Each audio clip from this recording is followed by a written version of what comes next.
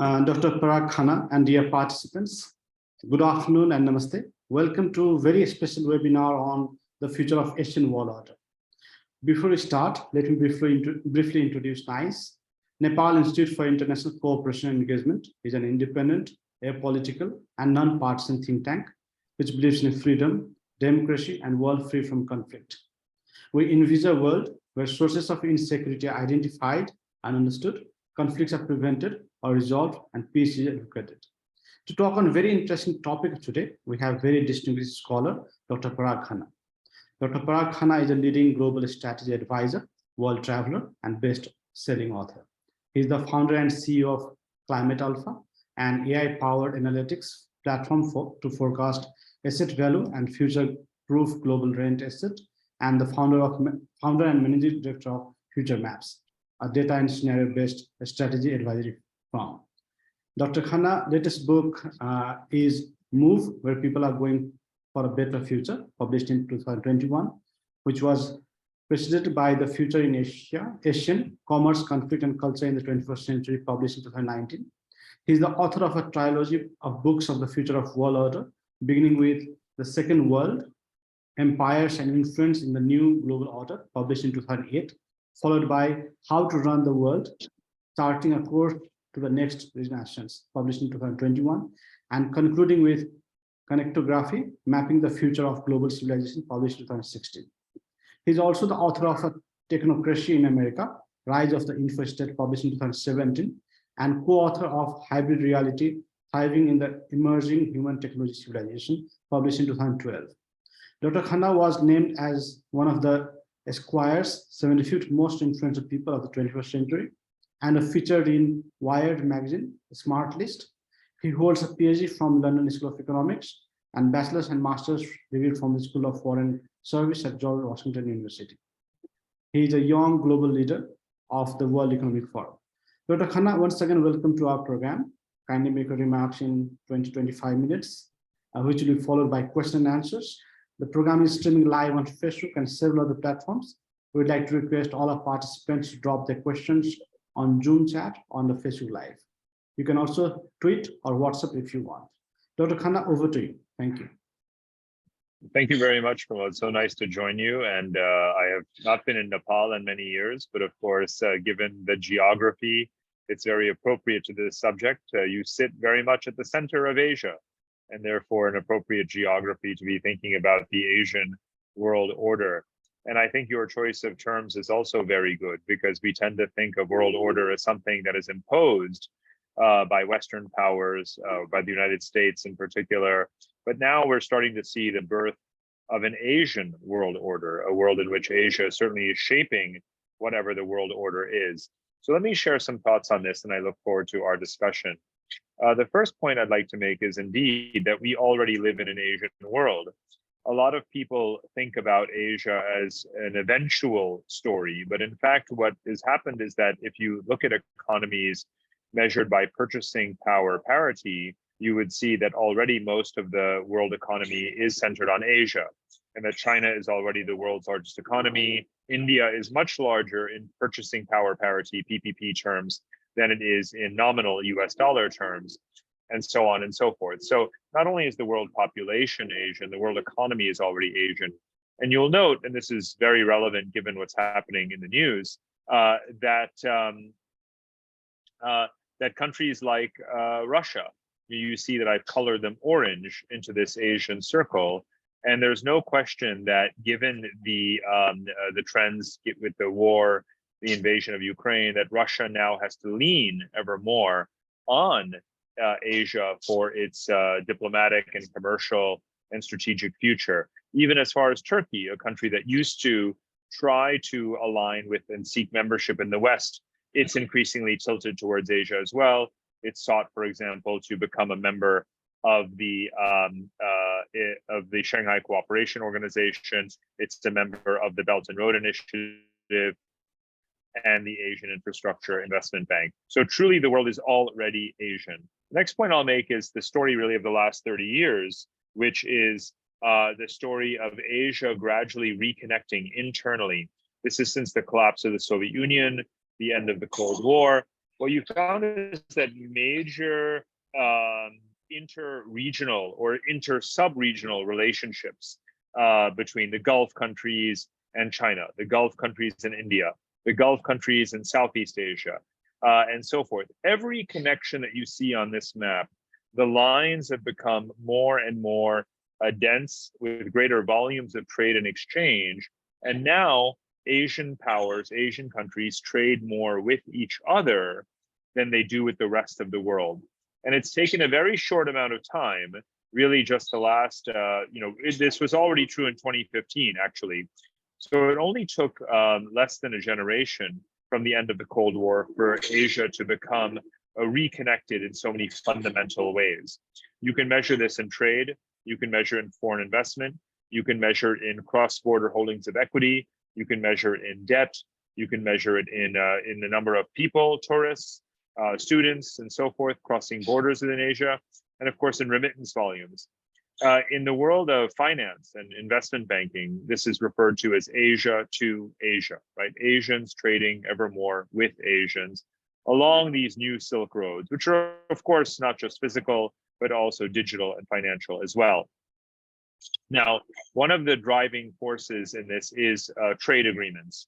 Right now, when we read the Western media, we see that the United States and other countries are quite pessimistic and cynical about trade agreements, but that is not true of Asian countries. Asian countries signed the Trans-Pacific Partnership Trade Agreement, even though the United States did not join. They also have obviously this year ratified the Regional Comprehensive Economic Partnership, RCEP. And so you actually have in this Venn diagram, the RCEP members, and you have the TPP members as well that have also joined RCEP. So Asian countries are very pro-trade, pro-integration with the world economy. They realize that investment and supply chains have really benefited their economic rise, and that's going to continue to be the case. And what we're seeing is that, again, non-Asian powers, right? The TPP countries, Chile, Canada, Mexico, for example, even the UK has said that it would like to join the RCEP trade agreement. As we know, India did not join the agreement, but the final declaration stated that that India would be welcome to join at any point. But the bottom line is that you see that Asian countries are very keen on building these internal and external bridges to the world, and therefore, really, the world has multiple factory floors, you might say, not just one, but multiple factory floors across Asia. And indeed, that's what I emphasize here. You have really four waves of Asian growth. Many people look at Asia today, and they basically put China, as the real driver of Asian growth. But the truth is that it's a longer narrative, and the narrative begins with Japan in the post-war decades, and then the tiger economies of South Korea, Taiwan, Hong Kong, and Singapore. Then China as the third wave of Asian growth, and now the South and Southeast Asian countries, from Pakistan through India, Bangladesh, the ASEAN countries through Indonesia. If you look at the combined population of these countries, you literally have 2.5 billion people. In fact, you may have noticed that that just this week, the United Nations announced that India is now officially the second most, or rather the most populous country in the world, more populous even than China. So across South and Southeast Asia together, you have 2.5 billion people, much larger than China, and fast-growing economies. Now, what's propelling the fourth wave of Asian growth, and here I'm focusing on Southeast Asia in particular, but you have urbanization, a healthy urbanization rate. You have very young demographics, a young population, strong, high degree of female empowerment. You have growing infrastructure investment and connectivity, of course, and you have not only the infrastructure investment, but a lot of private investment across borders in the way that I mentioned earlier. And these are the key dynamics that really drive this regional integration and regional growth. What's also happening is that if you combine trade agreements and infrastructure investment, you have a situation where these economies become much more attractive as locations for manufacturing. So here what I'm showing you is the median age, which is very young, and this is the y-axis is the median age, and then the economic complexity, which is to say the degree of sophistication of manufactured goods in an economy. And you can clearly see that the older and wealthier countries like Japan, South Korea, and Singapore are clustered on the upper right.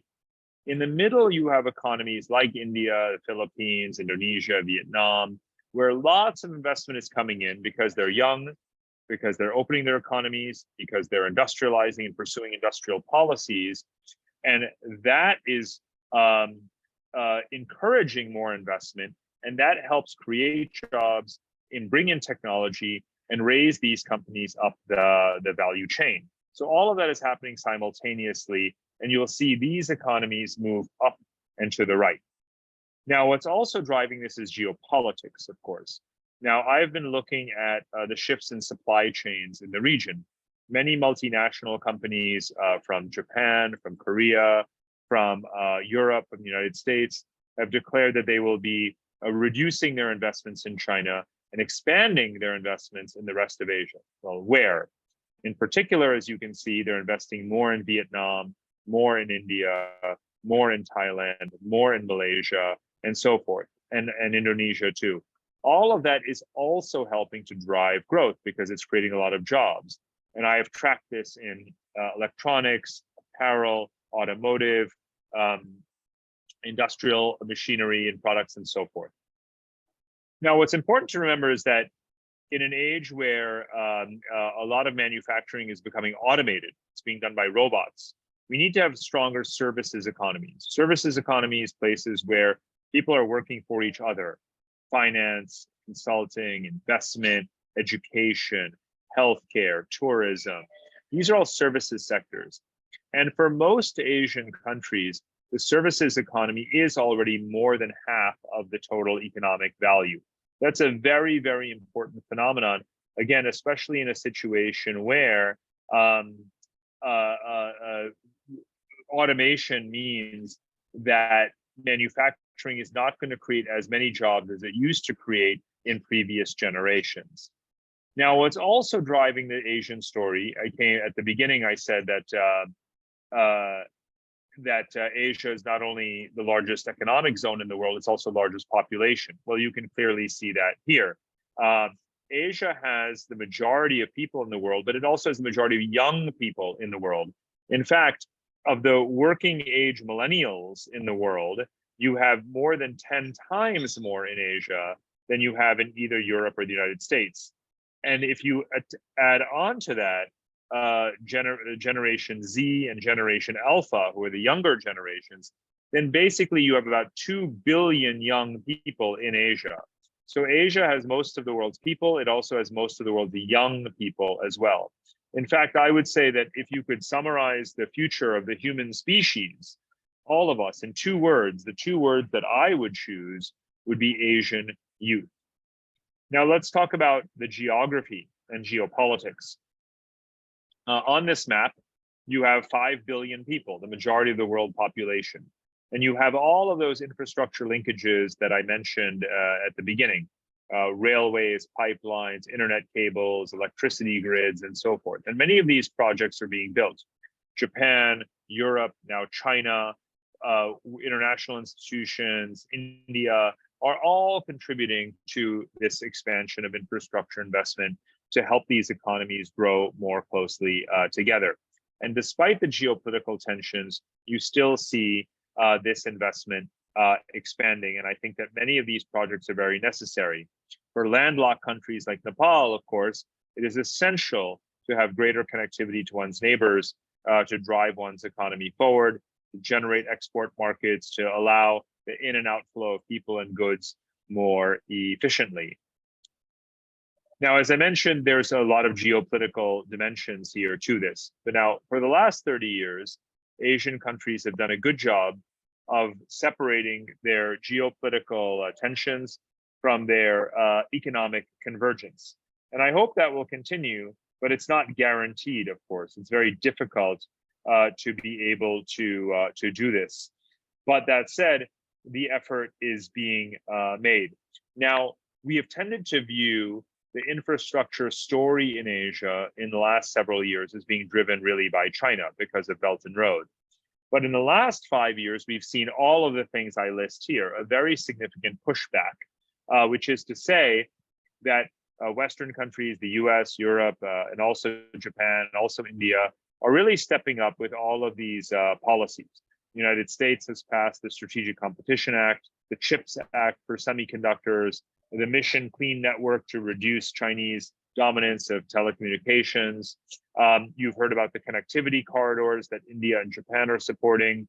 You've heard of the Blue Dot Network, which is being used to certify infrastructure projects. A lot more issuance of credit for countries to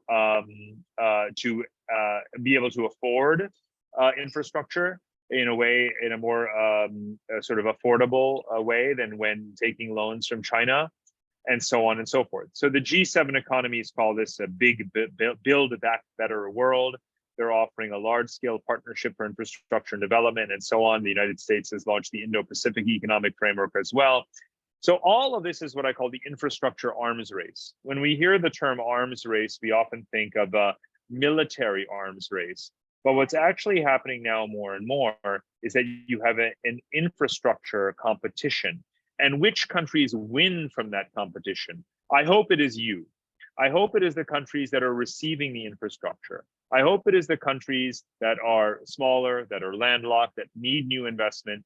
And you can allow these powers to compete with each other to give you the best deal, to give you the lowest interest rates, to give you the highest quality, to allow you to own the assets to the greatest degree.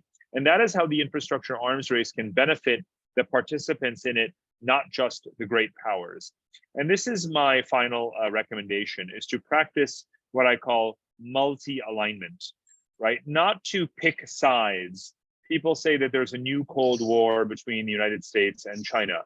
I believe that you should not choose sides, that you should not allow yourself to be a victim.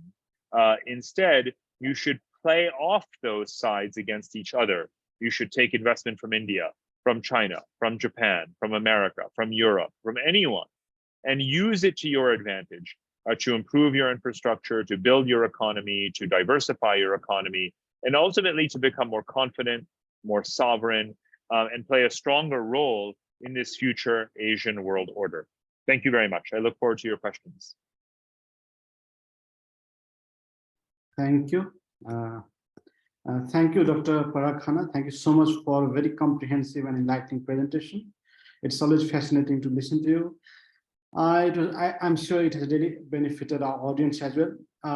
Since we have 15-20 minutes, let me take the questions, because we have got several questions on WhatsApp and Twitter, also on Facebook Live. We'd like to request all our participants who are in Zoom to drop their questions. The first question is, like, you talk about China and India. So what is the role of India and China in the Asian world order, both in terms of positive and negative impacts? That is one. The second, you talk about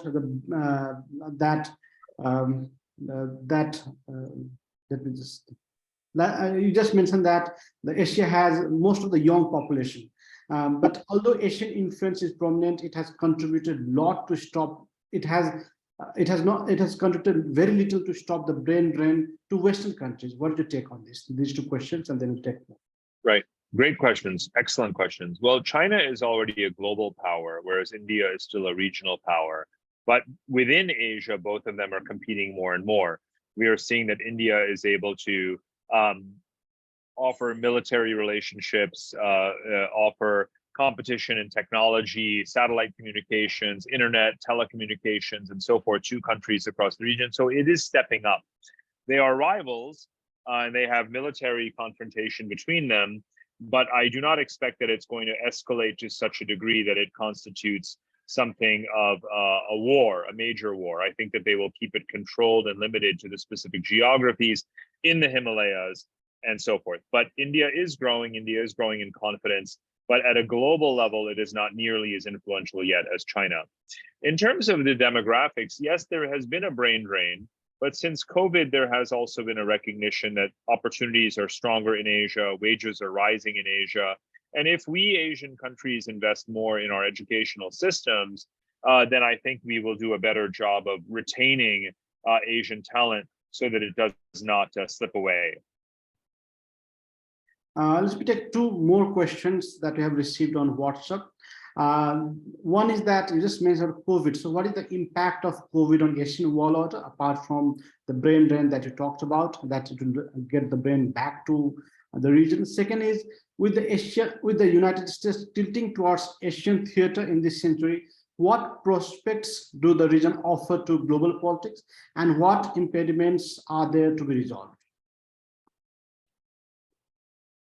Right, that's a good question. So when it comes to COVID, of course, that has been, in some ways, it has accelerated trends that were already underway. So for example, the trend towards regionalism was accelerated by COVID because, of course, again, there was less travel, supply chains were disrupted, and so forth. So COVID has definitely led to enhanced regionalism. There's a North American system, a European system, and an Asian system now. And I think that's the most important takeaway. And that's really going to accelerate now, I think, moving ahead because of the growing suspicions that we have amongst powers in the world economy. Okay, thank you. Let me take another set of two questions. One is that Asia spans such a vast landscape that there seems to be a lack of anonymous Asian identity. What can be done to juxtapose the regions far-flung from one another to bridge the gap from increased connectivity as well as enhance the spirit of common belongingness? That is one. And second is how the global north, especially the US, the UK, France, and so forth, play with Asian countries like India, China, Japan, Korea, and Singapore in order to hurdle the rise of Asian warlord. Right. So, sorry, what was the first question? First one, that Asian identity, like how identity. Yes. So I believe that is happening organically as Asian societies start to trade more with each other, have more travel and tourism with each other, have more pride, also learn lessons from each other. 20 years ago, we would look to America to guide our governments and how to structure our constitutions. But now we look to Singapore, right? So there's a lot more learning within Asia that's going on. I think that is what will drive this Asian identity. But a lot more interaction with each other is the key thing. So more fluidity, more movement of people. In terms of countries like, Japan, Korea, and so forth, remember that they are really high-tech economies. And so one needs to draw upon their technologies and their investments and so forth to really benefit. Thank you, sir. Let me take another two. What would be the impact of the trade war between China and US in the future of China in particular and Asia in general? How this will impact the rise of Asian world order? That is one. Second is that China and India are two aggressively growing superpower of the world. Both are giants in terms of economy and military power in Asia with different political systems. Often we see that there is border dispute, boycotting each other's goods and so forth. Do you see that they are coming together in order to rule the world or maintain the Asian world order?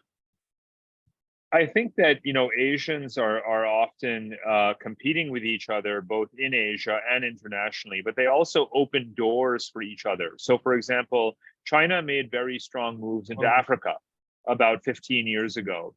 But even when China is in Africa, sometimes it abandons projects, and Indian entrepreneurs and commercial players move in. And in where Chinese go, Malaysian companies often follow. So I think that there is a tacit cooperation even when they're actually competing. And I think that's a fine thing. That's a good thing overall. India has definitely benefited from the suspicions about China. In fact, this has been actually one of the key developments of the last 5 years. Thank you so much, Dr. Parag Khanna. Thank you so much for a very interesting discussion. We still have lots of questions, but you have to go. So maybe we can have another such discussion in future because it was really enriched discussion. Thank We are you. very grateful for your valuable time. I, on behalf of NICE and our audience, would like to thank you for your kind presence and valuable time. We hope to have you in real, maybe in Kathmandu. I'd also like to I thank would love all to. audience. I'd also like to thank all our audience for their wonderful questions. Thank you and have a nice day. Thank you. Thank you. Bye-bye.